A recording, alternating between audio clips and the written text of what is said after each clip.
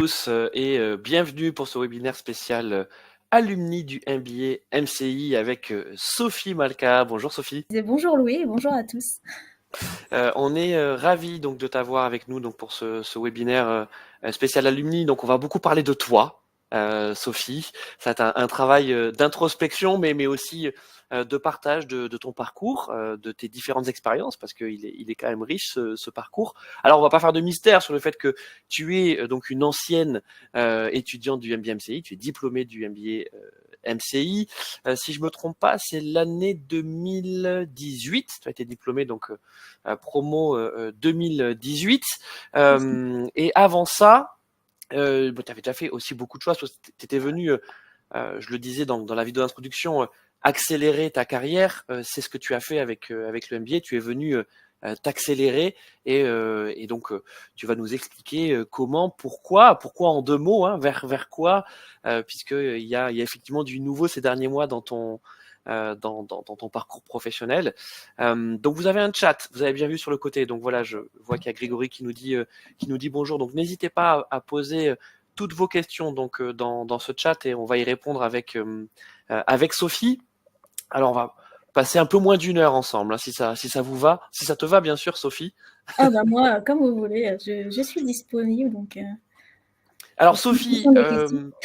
exactement. Alors Sophie, donc je disais, tu es une ancienne du MBA que tu as fait donc en 2017-2018. Est-ce que tu peux peut-être en 2-3 minutes nous résumer qui tu es, d'où tu viens, Sophie?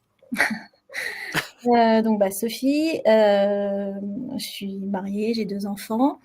C'est important. Oui, C'est important de commencer par ça. c'est plus important, oui. Les enfants. Non, en tout cas, moi, j'ai effectivement un petit peu plus de 20 ans d'expérience. Mon parcours avant le MBA, c'est essentiellement du retail. Moi, j'ai tout un parcours dans le retail où j'ai fait des postes commerciaux, opérationnels sur le terrain, à des postes stratégiques au marketing au siège. J'ai été aussi consultante en marketing, spécialisée dans le retail. Et avant de faire le MBA, j'étais directrice marketing chez Alinea, donc dans le sud de la France. Et j'ai souhaité faire le MBA pour, toi tu dis pour accélérer, moi je dirais pour augmenter ma carrière, être une marketeuse augmentée, je dis toujours, parce que pour moi, évidemment dans le marketing, si on connaît pas le digital, c'est un peu compliqué, surtout dans le commerce. Donc moi, le digital, évidemment, je m'y suis toujours intéressée depuis que ça a été lancé, mais évidemment, vu les années dans lesquelles j'ai fait mes études, j'en avais pas fait pendant mes études, puis ça n'existait pas encore, hein, c'était les prémices d'Internet, et oui. Donc c'est pour ça que j'ai voulu mettre à jour mes connaissances en marketing digital, et c'est pour ça que je suis allée faire le MBA en 2017 en part-time, donc à raison d'1 semaine par mois pendant 1 an. Parfait. Alors bon, ce qu'on Si je peut passe à dire. la suite tout de suite, mais Alors non, mais pour situer, tu vois un petit peu les années, ce qu'on peut dire, c'est que tu as commencé ta carrière donc au début des années 2000. ouais, Euh, 99 exactement. c'est ça, au sein du groupe Ikea, Tout à fait. donc dans le retail. Et puis après, tu l'as dit, hein, tu as continué à progresser. Donc ton dernier poste avant le MBA, c'était chez Alinea, Oui. donc qui est un groupe chinois, je crois, non? Non, Français? pas du tout. Je sais pas. Ça appartenait au groupe Auchan. C'était le groupe Auchan, pardon, hein, tu vois, La Galaxie Mullier, voilà. Mais la dans le Galaxie sud. Les Mullier, mais, seuls mais à être qui, dans le sud.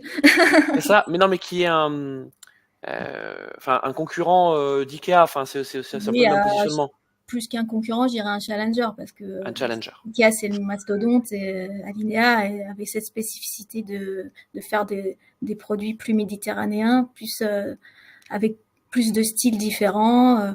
On va dire plutôt un mix d'IKEA et de Maisons du Monde.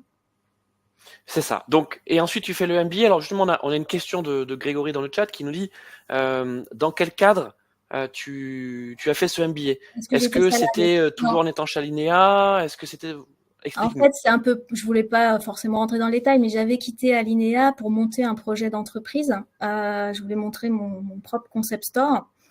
Bon, malheureusement, j'ai pas réussi à monter ce projet et plutôt que de retourner tout de suite sur le marché du travail, je me suis dit ben il faut que j'augmente justement mon CV. Il faut que je rajoute cette corde à mon arc qui me manquait. Oui et non, parce que évidemment, en tant que directrice marketing chez Alinea, j'ai touché à ces sujets, aux sujets digitaux quotidiennement, mais j'avais besoin d'avoir ce background théorique et je trouvais que c'était le bon moment de le faire, vraiment avant de reprendre le travail, de m'investir dans une formation de qualité et je pouvais le faire, donc je l'ai fait. Oui, donc finalement, on va dire que dans le même espace-temps, tu as ce désir d'entreprendre et aussi de t'augmenter, comme tu le dis très, très justement, et ça se passe voilà, à peu près dans les mêmes années, c'est ça, C'est ça. Sophie. Ouais.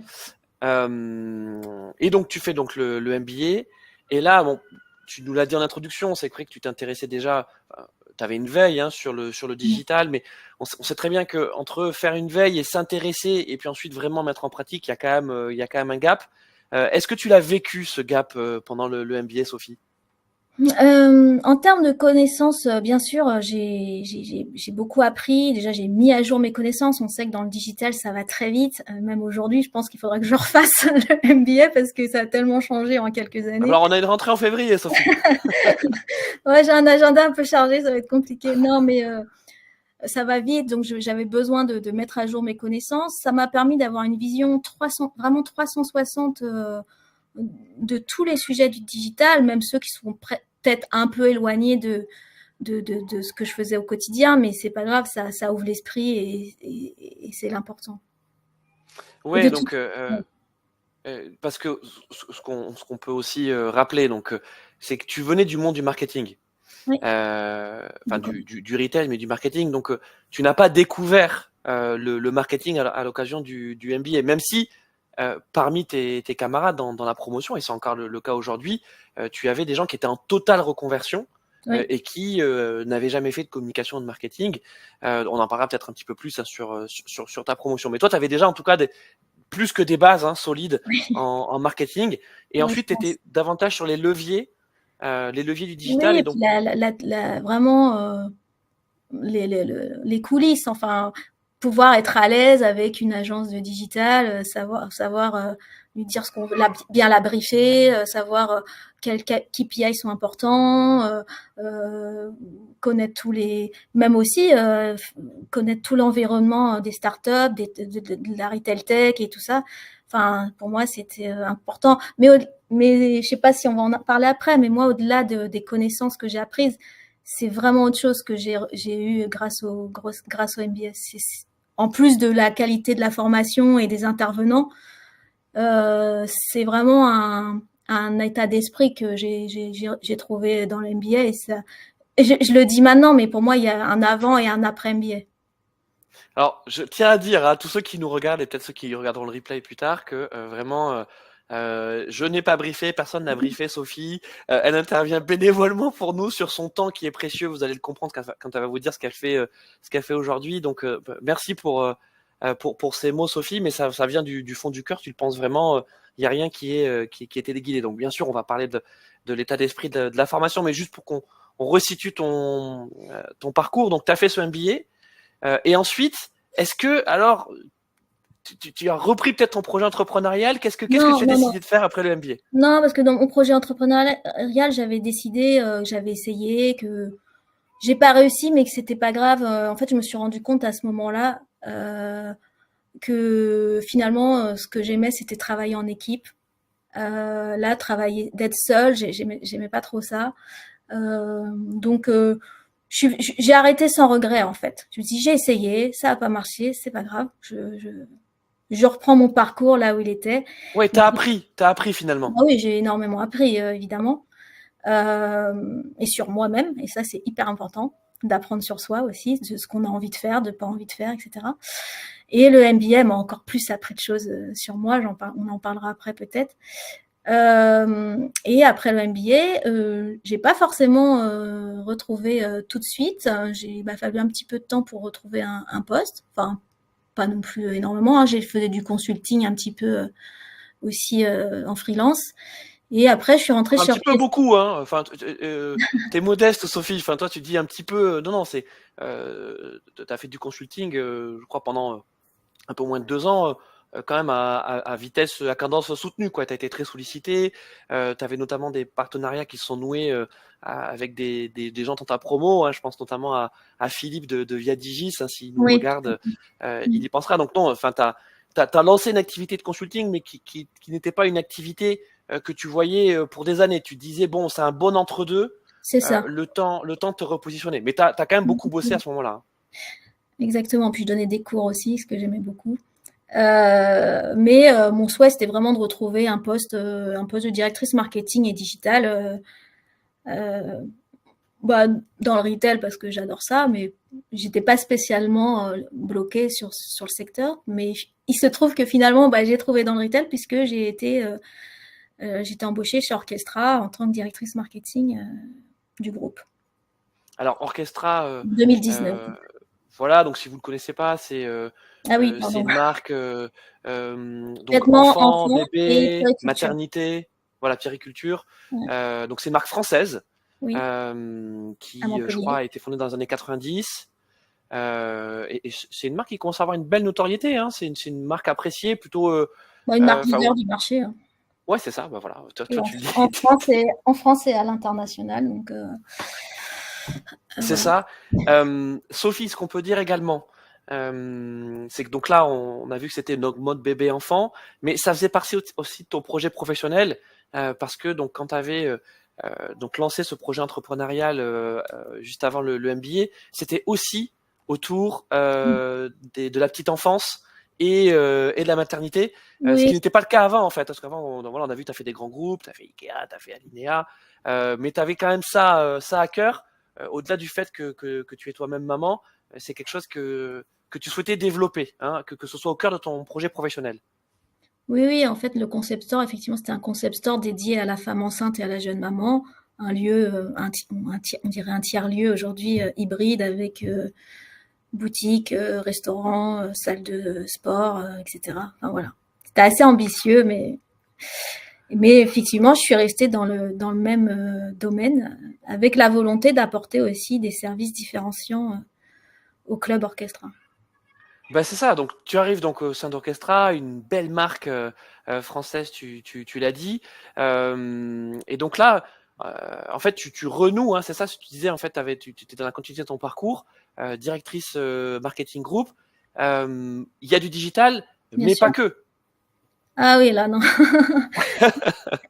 Ah non, directeur marketing chez Orchestra, c'est assez large. Alors, oui, bon, il y a évidemment tout le marketing 360, hein, tout média, on va dire. Il y a les catalogues, les prospectus, il y a le merchandising en magasin, le concept magasin, j'avais le service client, le CRM, la fidélité, le club, enfin voilà. Tout, je gérais pas le e-commerce, voilà. Mais C'est par ça. contre, Mais bon, l'acquisition, tout ça, oui. et donc c'était costaud, hein, donc une trentaine de personnes à manager. Mm, c'est ça. Tu avais aussi 8 pôles, hein, d'activité. Oui, Le branding, la communication, le marketing opérationnel, les partenariats, oui. donc la production aussi. Énorme, quoi. Ouais, ouais, pas mal de. On s'ennuyait pas, non. On Et s'en est pour la pas. France et les pays, nos 5 pays phares, enfin les 5 pays phares d'Orchestra à l'époque. Et là, est-ce que le MBA t'a aidé? Et si oui, en quoi? Ouais, comme je disais tout à l'heure, évidemment, ça m'a aidé à être beaucoup plus à l'aise sur les sujets digitaux et d'omnicanalité aussi, puisque quand on est dans le retail, on parle beaucoup plus d'omnicanalité que de.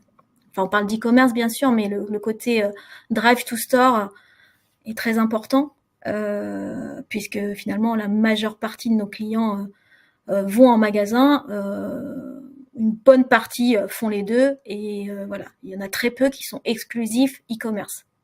En tout cas, dans les retailers classiques, on va dire.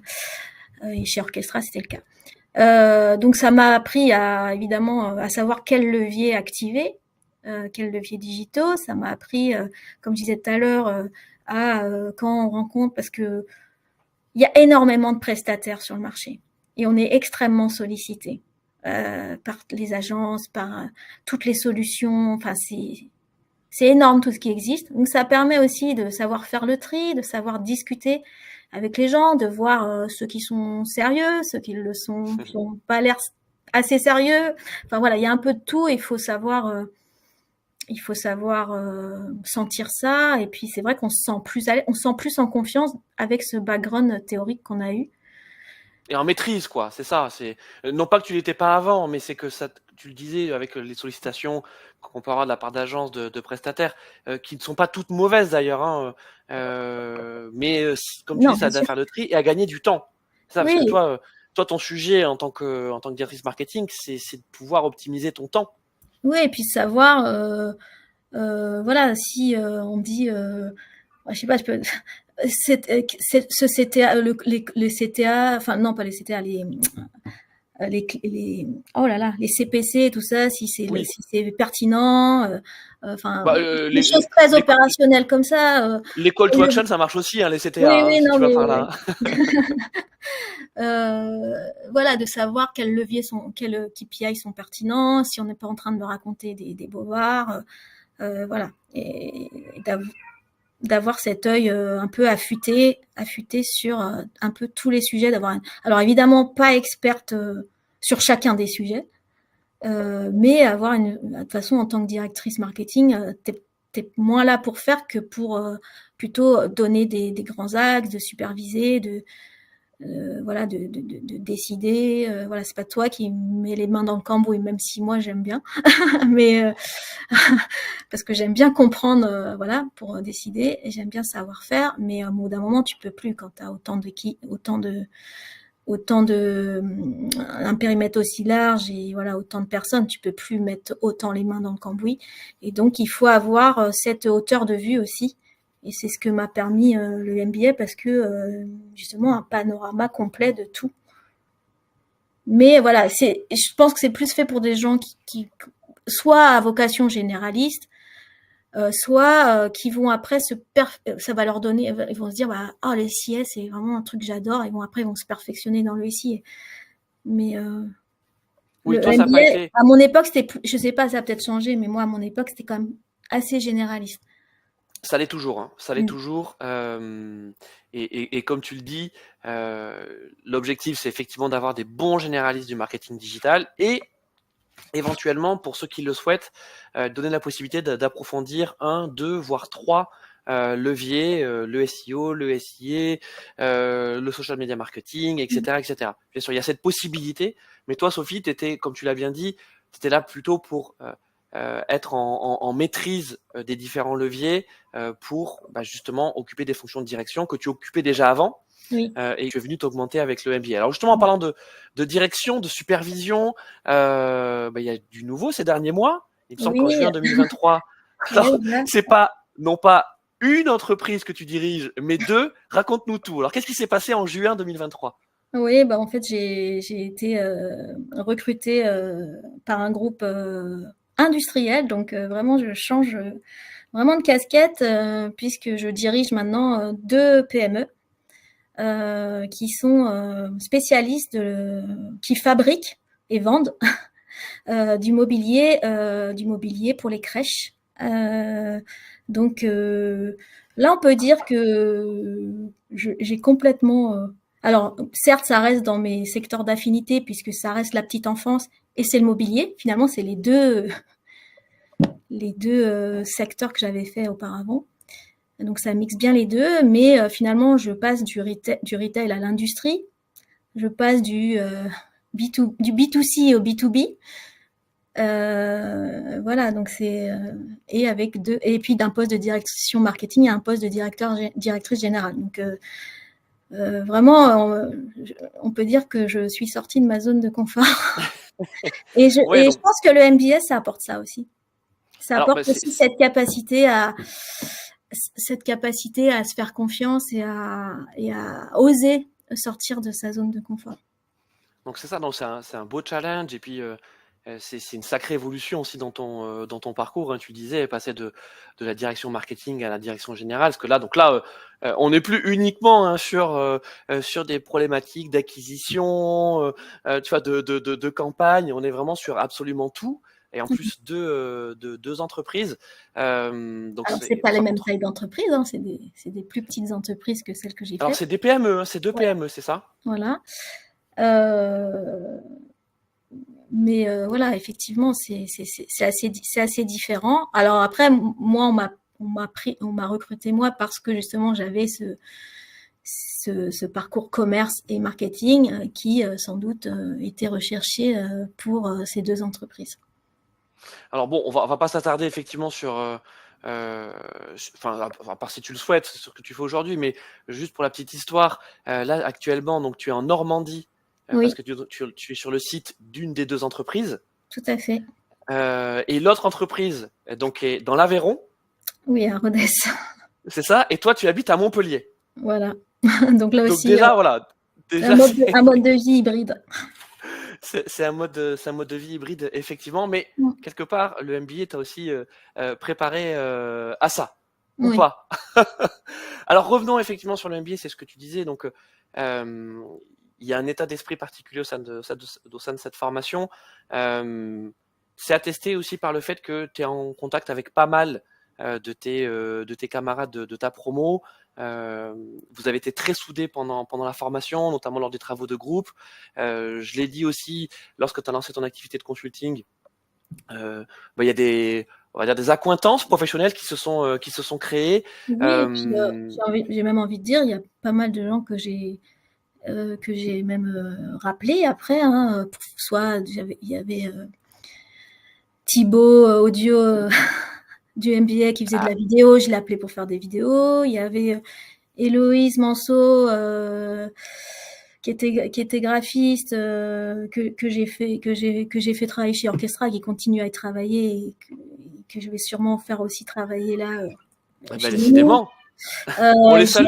Hein. j'ai embauché un ancien MBA aussi chez Orchestra. Ah Voilà. oui, c'est vrai. Voilà, donc non, c'est pas comme une famille, mais presque quoi. Oui, alors, bon, c'est pas comme une famille, mais presque, tu as prononcé le mot. En tout cas, c'est une belle communauté. Oui, Euh, toi, Sophie, on peut continuer dans le rayon des félicitations en disant que tu as eu ton MBA avec la mention très bien, ce qui oui. n'est pas non plus commun et qui prouve enfin, qui est une nouvelle preuve de ton investissement lors de la formation. Ce dont tu te souviens le plus aujourd'hui, tu vois, on est 4 ans plus tard, bientôt 5. Donc je vais pas te dire les cours, ce que tu as fait précisément pendant les cours, parce que c'est vrai que certains cours ont changé, même si tu as des intervenants qui sont toujours là, je pense notamment à Yann Lemort, à Christophe Danet, tu vois, qui font certainement partie des intervenants qui t'ont marqué. Mais qu'est-ce que tu retiens le plus? Voilà, peut-être les 3 choses que tu retiens 5 ans après ton MBA. Bah, moi, c'est le hashtag même pas peur. Ah, qu'est-ce que c'est ce hashtag, Sophie? Je sais pas s'il existe encore, mais Ah, il existe encore, oui. voilà, parce que justement, c'est ce que je disais tout à l'heure, au-delà des cours et des intervenants, c'est vraiment l'état d'esprit et à posteriori, je me dis même que c'est presque une formation de développement personnel parce que moi, ça m'a vraiment permis de prendre confiance en moi, notamment vis-à-vis de l'extérieur, de pouvoir aller interviewer plein de professionnels pour la thèse, de pouvoir aussi publier sans avoir peur sur les réseaux sociaux. Et moi, j'ai pris l'habitude au MBA et je continue depuis. Et c'est vrai que voilà, c'est plutôt assez intéressant. On a pas mal de commentaires. J'ai des gens qui me suivent, voilà, qui sont assez bienveillants, qui commentent pas mal. J'ai permis T'as fait ton coming out sur les réseaux sociaux à l'occasion du MBA, on peut le dire, Sophie. un peu, ouais, c'est vrai, c'est vrai, c'est vrai. Non, mais j'ai compris l'importance en fait de ça et des fois, moi, toujours un peu à me poser la question, oh là là, je vais pas dire ça, qu'est-ce que les gens vont penser, etc. Puis en fait, on se dit, ben non, faut y aller, quoi. C'est éphémère. De toute façon, l'important, c'est d'avoir des convictions, de les défendre, d'être toujours respectueux, bienveillant. Et puis, pour l'instant, je n'ai jamais eu de problème sur les réseaux sociaux. J'ai toujours eu des gens très bienveillants. J'ai pu aussi promouvoir pas mal ma thèse. D'ailleurs, elle est encore téléchargée aujourd'hui, donc ça me fait rire. Je me dis depuis le temps, même si Quel était le sujet de ta thèse, Sophie? c'était la nécessaire révolution du retail. Eh oui. Donc la complémentarité entre le physique et le digital, c'est assez classique comme sujet, mais et finalement, c'est un sujet qui est encore d'actualité. Tout ce que j'ai écrit dans la thèse, je le pense encore. Il faudrait l'actualiser évidemment avec des innovations qu'il y a eu entre temps, mais Attends, si on a envie de tester ta thèse, là, tu as dit, Sophie, elle est toujours oui. En disponible. fait, Dis-nous comment on fait. j'ai un blog que je mets, enfin que malheureusement j'ai plus le temps d'écrire dedans, mais qui s'appelle lefigital.com et vous pouvez la télécharger dessus. Autopromo. Attends, tu as raison, lefigital.com pour télécharger ta thèse, donc qui Ouais. date de 2018, mais il y a encore, en tout Oui, cas, j'imagine que sur le en plan de tout la cas, vision et de la stratégie, il y a encore beaucoup de choses oui, oui, pertinentes. tout ce qu'il y a dedans, je le dirai encore aujourd'hui. Et il y a vraiment juste peut-être des exemples qui seraient différents, mais parce qu'en plus avec le Covid et le confinement, il y a eu pas mal de choses qui se sont accélérées. Mais franchement, je pense que le fond, tout est encore bon. Alors le chat est toujours ouvert, hein, donc il y a Grégory qui te dit merci, très inspirant ton parcours. Et puis je vois également un nom hein, dans le chat que l'on connaît bien au MBA qui est Marie-Laure Durier. Qui donc a fait le MBA en 2019-2020 si je me trompe pas et qui est la CEO de La Beauté Française qui est une marketplace et donc d'ailleurs Marie-Laure j'en profite pour te dire que si tu veux bien participer à un des prochains webinaires alumni MBMCI, on sera ravis en tout cas de t'avoir. Mais vous voyez, quand on parlait de la famille, de la communauté, c'est ça. On a un webinaire alumni avec Sophie. Vous voyez, il y a Marie-Laure qui a fait le MBA 2 ans après Sophie, qui vient se connecter pour avoir des nouvelles de Sophie. Donc ça fait toujours plaisir et qui en plus intervient dans le chat. On a aussi Adil Sigilmassi qui est là, qui est un ancien du MBA, qui est notre prof en Google Analytics, et même plus que ça. Donc voilà, n'hésitez pas donc à poser vos questions directement. Grégory nous dit oui, hop, ça y est, il est déjà sur ton Mais sur ton site lefigital.com, parfait, voilà, il a déjà trouvé. Donc merci pour merci à le lui. tips, Sophie. Donc tu disais un état d'esprit exceptionnel. Donc tu avais ta première raison qui était Le hashtag même le, pas peur. le hashtag même pas peur, qui est Et après, toujours d'actualité. ouais. Et après, je dirais, non, mais c'est important parce que vraiment, ça donne la confiance, quoi. Et ça, comme je disais, là, de fait d'avoir réussi à sortir aussi de ma zone de confort, je pense que c'est en partie grâce au MBA, pas que, j'imagine, mais un peu, quoi. Et Ça donne un coup de boost, c'est ça, tu l'as ressenti comme ça. oui, ouais, vraiment. J'ai vraiment eu un déclic à ce moment-là, un déclic de positivité aussi. De voir toujours les choses de façon positive, de pas voir le verre à moitié vide, voilà. Donc parce que ça aussi, à l'époque, c'était Alexandre Stopnicki, notre directeur pédagogique, et c'est vrai qu'il parlait beaucoup de ça aussi. Ce que j'ai beaucoup aimé aussi dans le MBA, ce dont je me souviens, c'est vraiment on était une promo très mélangée. Vraiment avec plein d'âges différents, ça allait de peut-être 23 ans à 55, je crois. Avec des parcours différents, des secteurs différents, des expertises différents. Et franchement, ça faisait un mix vraiment génial, vraiment beaucoup d'enrichissement des uns des autres. Là, on voit vraiment toute la valeur de l'intelligence collective parce qu'on faisait beaucoup de travaux de groupe. Et moi, c'est quelque chose que je reprends beaucoup aussi en tant que manager. Je mets beaucoup en avant justement le même pas peur avec le droit à l'erreur, Mm. la bienveillance, j'essaye en tout cas, et puis l'intelligence collective, parce que vraiment en entreprise, il n'y a rien de mieux aussi pour impliquer les gens et les faire aller dans les projets, parce que là, on mène beaucoup de changements dans les entreprises quand même. Moi, quand j'étais chez Orchestra, entre la transformation digitale, la transformation environnementale, enfin, il y a beaucoup de défis aujourd'hui, hein, beaucoup d'enjeux dans les entreprises. Aujourd'hui aussi, dans les entreprises que je dirige, c'est aussi le cas, transformation digitale notamment, et environnementale aussi. Et donc, pour la conduite de changement, rien de mieux que l'intelligence collective. Donc ça c'est le deuxième argument. Est-ce que tu en as un troisième? Un troisième, Non, mais je l'ai dit, après, évidemment, la vision 360, le contenu pédagogique et la qualité des intervenants. Moi, j'ai trouvé ça génial d'avoir quasiment que des professionnels, en fait. Hmm. Parce qu'ils savent de quoi ils parlent, ils sont pas que dans la théorie, justement. Moi, je suis quelqu'un d'assez pragmatique, donc j'aime bien, comme je disais tout à l'heure, mettre les mains dans le cambouis. Donc, c'est vrai que j'aime bien les gens qui savent de quoi ils parlent, quoi.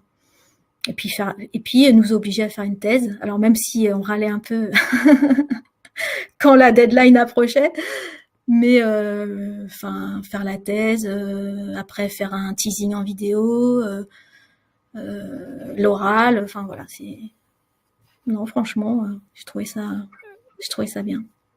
Alors, on a Marie-Laure dans le chat justement qui nous dit on se croit pas capable de faire certaines choses en arrivant au MBA, par exemple coder. Elle nous met un smiley triste et finalement on y arrive. Ça veut dire que rien n'est impossible. Est-ce que toi aussi tu as des souvenirs comme ça, peut-être de cours, tu vois, ou peut-être de travaux en groupe. Alors c'est dans le jargon du MBA, on appelle ça les IMCO, c'est Mm. les missions de conseil opérationnel où en fait tout le monde serait, enfin, il y a des groupes qui se mettent dans le rôle d'agence et qui répondent à un vrai brief client. Est-ce que tu as des souvenirs que tu pourrais partager avec nous, marquants? Ah bah oui, les IMCO, c'était assez marquant parce qu'on se rend compte qu'en très peu de temps, bah, on arrive à sortir des choses, mais hyper pertinentes. Et justement, comme je dis, le fait qu'on ce soit des parcours différents, avec des expériences différentes, c'est hyper riche. Et, euh, et ça va vite. On peut vite apporter des choses aux entreprises qui nous confient justement ces missions. Et ouais, puis il y a un vrai challenge. On était hyper contents de gagner ou hyper déçus de perdre. Enfin voilà, c'est Alors, est-ce que tu te souviens justement la dernière IMCO oui, sur j'ai quel cas tu perdu, avais donc je suis pas travaillé? contente. Ouais, je m'en souviens bien moi aussi. C'était Samsung. C'était c'était Samsung, ouais, Ouais, ouais. exactement. C'était ouais. C'était avec Mm. c'était avec Samsung France et Après, c'était j'en un ai gagné sacré. d'autres, donc c'est pas grave. Alors on a des questions dans le chat justement. Donc on a Grégory qui nous demande donc suite à ta remarque sur le fait que t'étais dans une promotion qui était très diverse, donc en âge, Mm. sur les profils professionnels. Alors le MBA il s'adresse effectivement d'abord à l'executive education, c'est-à-dire des profils comme Sophie qui ont déjà de l'expérience professionnelle avant et donc qui viennent s'accélérer ou alors se reconvertir, voilà, qui fait quelque chose avant et qui viennent se reconvertir. Mais il y a aussi à peu près un tiers de nos étudiants qui sont des profils formation initiale, c'est-à-dire des gens qui viennent faire leur alternance ou leur apprentissage au sein du MBA. Donc c'était déjà ton cas, Sophie. Donc c'est Oui, ces fameux, donc tu disais, ça allait de 22-23 ans, mais donc c'est ça. oui. Donc ils ont un bac plus 4 et ils viennent faire leur bac plus 5 au sein du MBA. Et là, comme je le disais, c'est quand même d'abord sur l'executive education. Donc on va plutôt étudier leur projet professionnel. Voilà, c'est que oui, d'accord, ils viennent faire leur bac plus 5 chez nous, mais ce qui compte, c'est vraiment la suite. Hein, vous l'avez compris avec le témoignage de Sophie, c'est en fait on vient avec un projet, ou en tout cas des intuitions autour d'un projet, et le MBA doit nous aider à pouvoir le concrétiser. On le voit avec Sophie qui a fait un parfait aujourd'hui, un parfait mix entre le mobilier et la petite enfance, puisque maintenant il y a deux boîtes. Voilà, elle est DG de deux boîtes qui sont dans ces deux secteurs. Voilà, donc alors, il y a Catherine également qui nous dit est-ce que vous avez fait un stage en entreprise pendant votre année de MBA? Alors oui, donc effectivement, on est sur un format part-time, donc c'est une semaine de cours par mois pendant un an. Et donc toi, Sophie, pendant le MBA, est-ce que à côté, tu avais fait un stage en entreprise? Non, c'était ton projet entrepreneurial. Non, non, non, non, j'avais arrêté mon projet entrepreneurial du coup. Mais je faisais du consulting déjà en même temps. Oui, c'est ça. Après, c'est plus les full-time qui font un stage. Oui, alors il y a plus ce format Ah full-time, bon, pardon, effectivement, tel je ne que savais pas. À ouais, non, l'époque, il y avait, ouais. À l'époque, il y à avait, l'époque, effectivement, il y avait un format full-time, mais là maintenant, il y a que ce il y a que format part-time part-time. donc que tu as fait. Sophie, Et ouais, une semaine, après, 2 cours par mois. Grégory pose la question si c'est pas trop dur à suivre en étant salarié. Moi, je peux pas dire parce que du coup, je l'étais pas. Mais il y en avait pas mal dans la promo qui étaient salariés en même temps.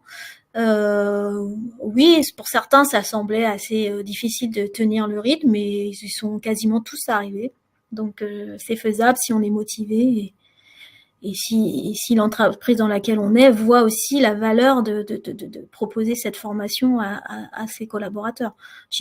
Puisque en général, ceux qui le font pendant leur salarié, enfin pendant alors qu'ils sont salariés, c'est parce que l'entreprise leur a payé cette formation. Oui.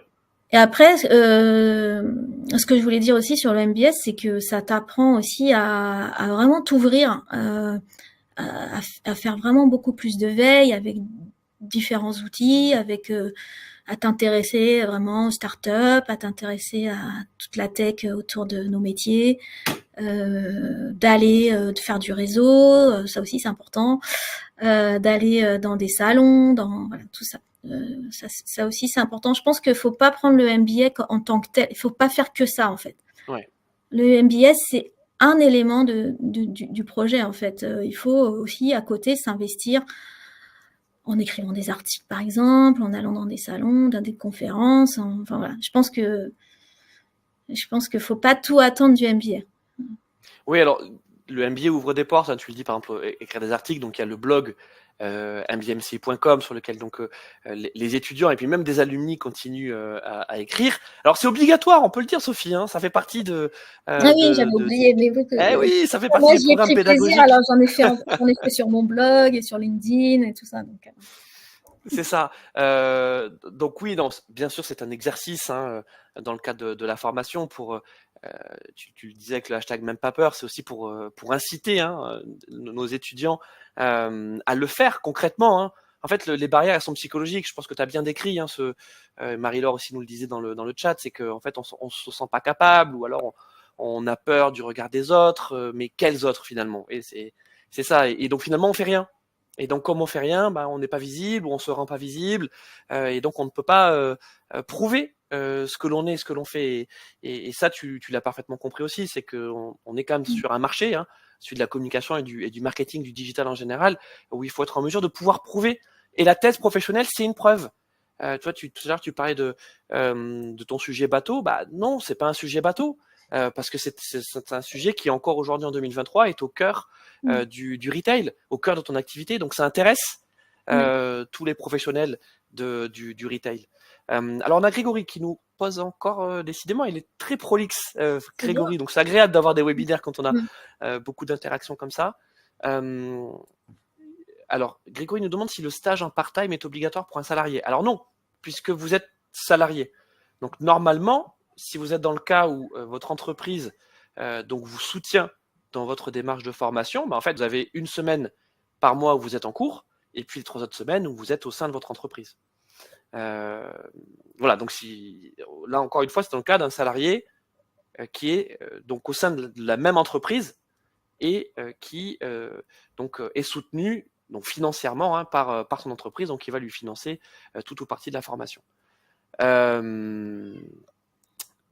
Voilà, est-ce qu'on a d'autres questions sur le sujet? Non, bah écoute, on en revient à toi, Sophie.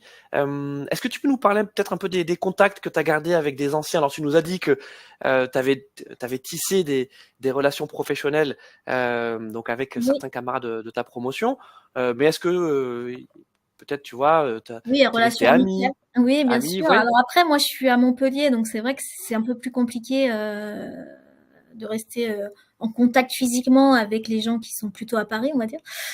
Mais oui, j'ai quelques personnes avec qui je suis amie maintenant. Vous êtes 2-3, je crois, à Montpellier. Je crois qu'il y a 2-3 anciens du MBA Il y en a, à en tout cas, Montpellier. il y en a une, et là, du coup, on a pris contact très récemment, je crois aujourd'hui même, d'ailleurs. Voilà, pour effectivement se rencontrer. Parce que tu étais, alors, je sais pas si on l'a dit, mais on le précise à nouveau, tu étais déjà à Montpellier hein, Non, lorsque j'étais toi à tu étais à côté de Marseille, Marseille. Ouais, à côté de c'est ça. Marseille. Voilà. Tu étais déjà dans le sud, voilà ce qu'on peut dire. Tu étais déjà dans le sud. Et donc pendant le MBA, en fait, tu faisais l'aller-retour, hein, c'est ça, une Je faisais semaine une par mois. semaine par mois à Paris. En tant qu'ancienne parisienne, ça me dérangeait pas trop. Et alors, est-ce que tu peux nous dire comment tu as connu le MBA? Est-ce que tu t'en souviens? Bah, c'est par mon mari. On peut le dire, Sophie, on peut le dire. Bah, mon mari qui a fait le MBA en 2010 et qui est aujourd'hui prof au MBA.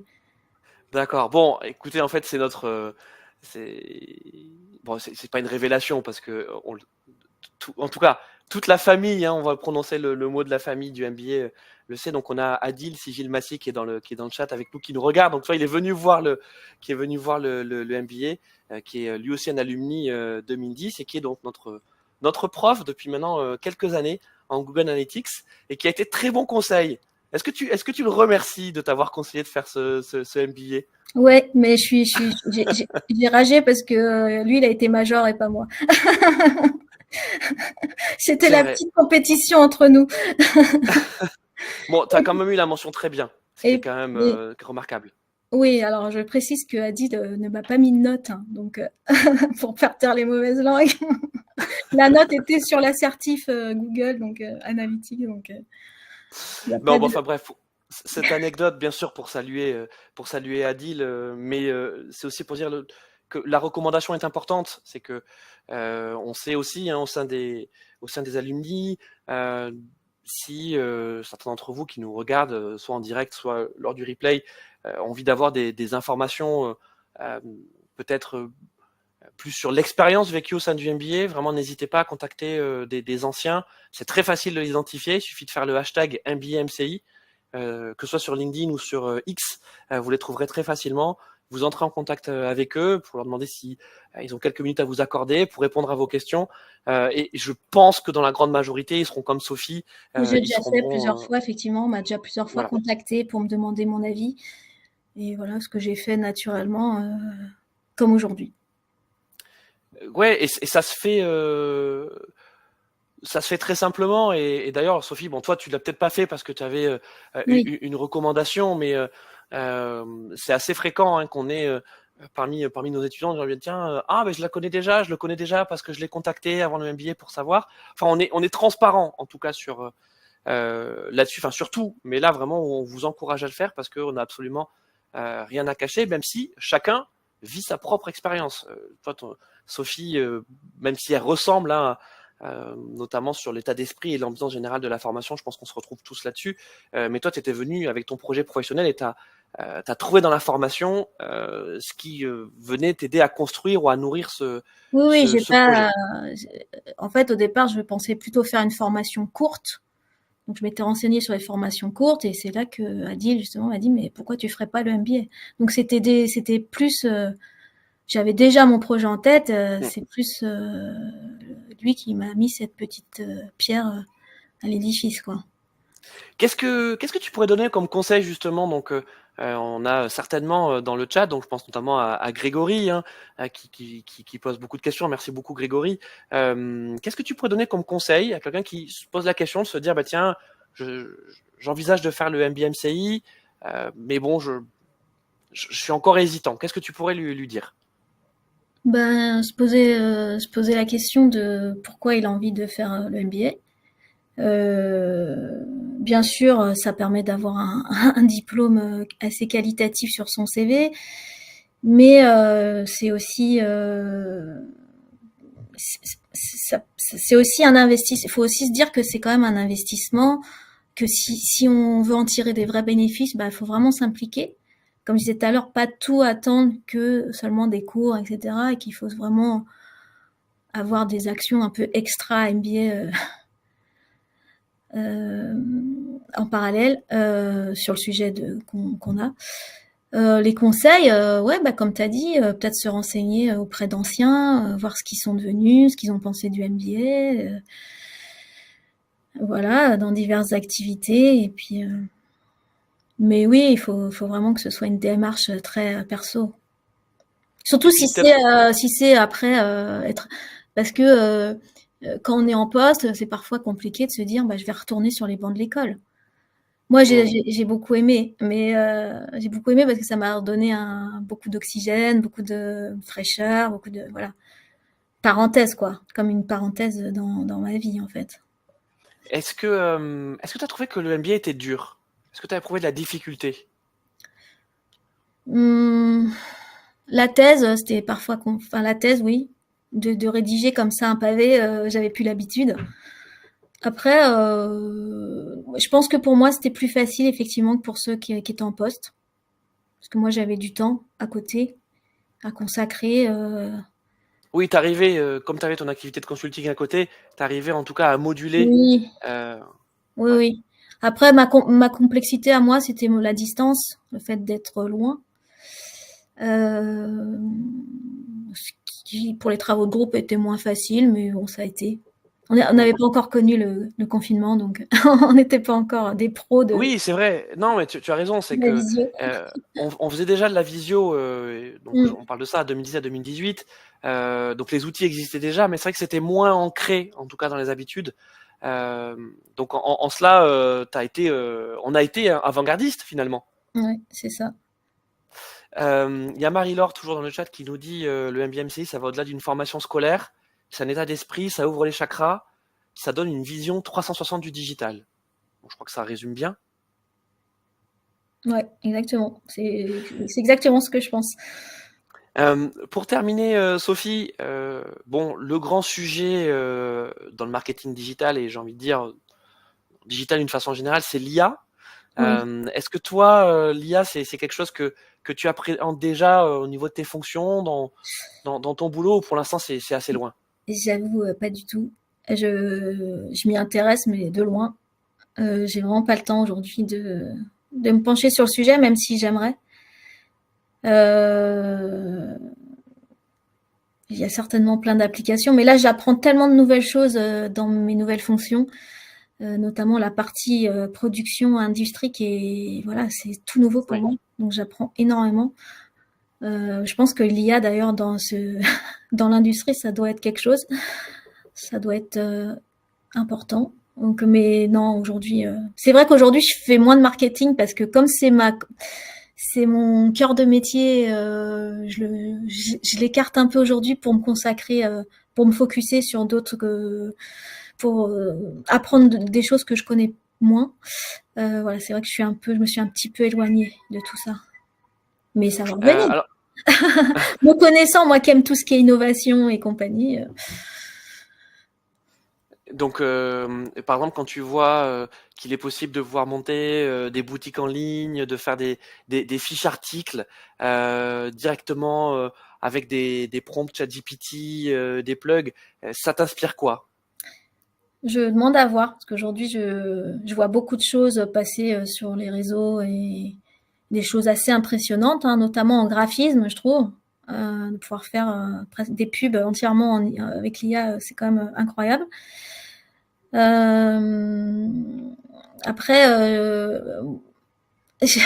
des fois, j'ai un peu une méfiance parce Hmm. que, comme je disais tout à l'heure, on est beaucoup sollicité en tant que directeur marketing, on est beaucoup sollicité par des prestataires ou de la retail tech avec toujours des solutions plus innovantes les unes que les autres.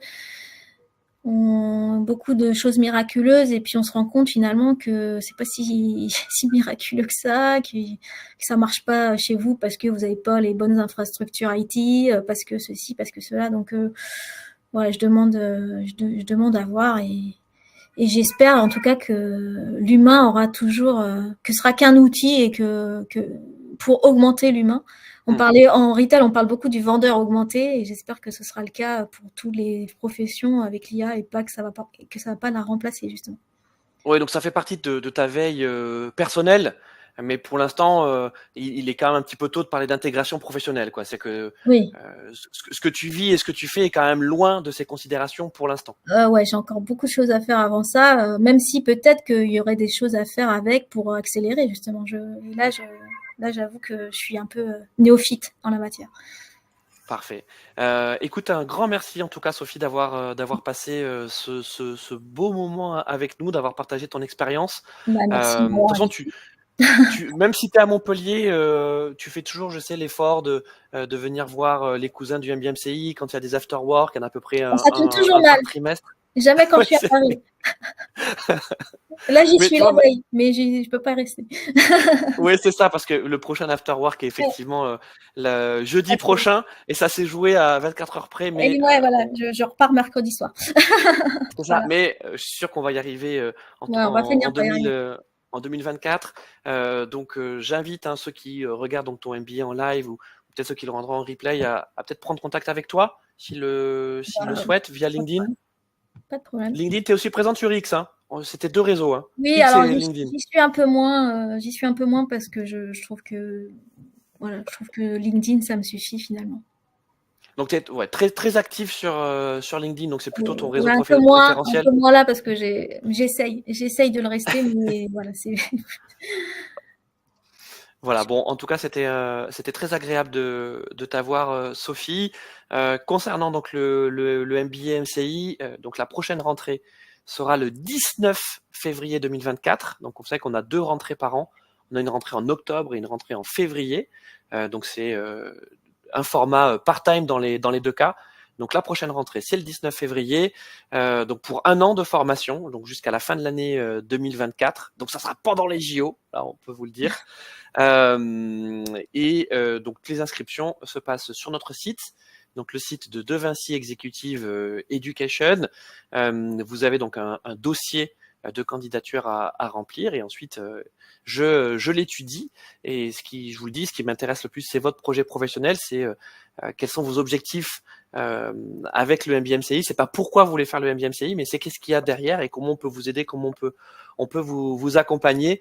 Vous avez déjà beaucoup d'informations sur le MBA, donc soit sur notre site, sur les réseaux sociaux du MBA. Je vous l'ai dit avec le hashtag MBA-MCI pour retrouver tous les alumni, tous les anciens diplômés, pour savoir ce qu'ils ont fait et ce qu'ils font encore aujourd'hui. Et puis bien sûr la chaîne YouTube du MBA-MCI sur laquelle vous retrouverez dans quelques heures donc le replay de ce webinaire. Sophie, on peut également remercier le fan club, puisqu'il était là, le fan club, Merci. Adil, Marie-Laure, donc qui a bien retenu l'invitation à venir faire son webinaire alumni en Merci. 2024. Et puis à très bientôt avec le MBA, Sophie. Ouais, à bientôt. Bonne soirée à Merci à tous. tous. Au Au revoir. revoir.